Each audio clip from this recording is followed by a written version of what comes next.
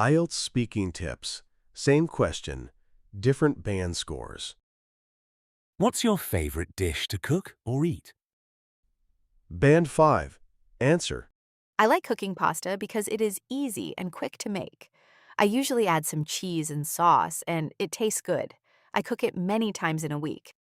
Why is this a band 5? Fluency and coherence, basic ideas, limited development, lexical resource, simple vocabulary, easy, good, cook. Grammar, mostly simple sentences, limited range, pronunciation, generally understandable, typical of a band 5, repetitive and lacks details. Band 7.5. Answer. One of my favorite dishes to cook is pasta, mainly because it's both convenient and versatile. I enjoy experimenting with different sauces, especially creamy or tomato-based ones.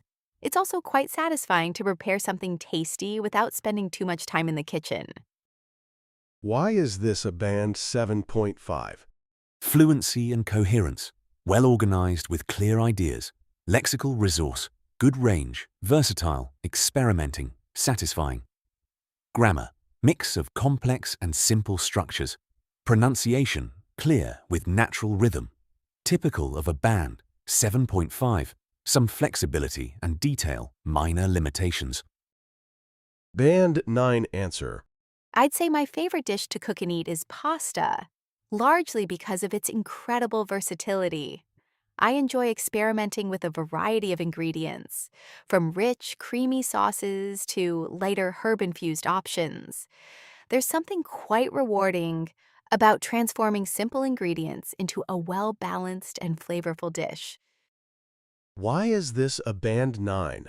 Fluency and coherence, smooth, natural, and fully developed lexical resource, sophisticated vocabulary, versatility, herb-infused, well-balanced, grammar, wide range of accurate, complex structures, pronunciation, effortless and natural, typical of a band 9, precise, flexible, and highly natural. Now it's your turn. How would you answer this question? Drop your answer in the comments, and I'll let you know if it sounds more like band 5, 7, or 9. And don't forget to subscribe for more IELTS speaking hacks. Thank you. Please like and subscribe. See you tomorrow.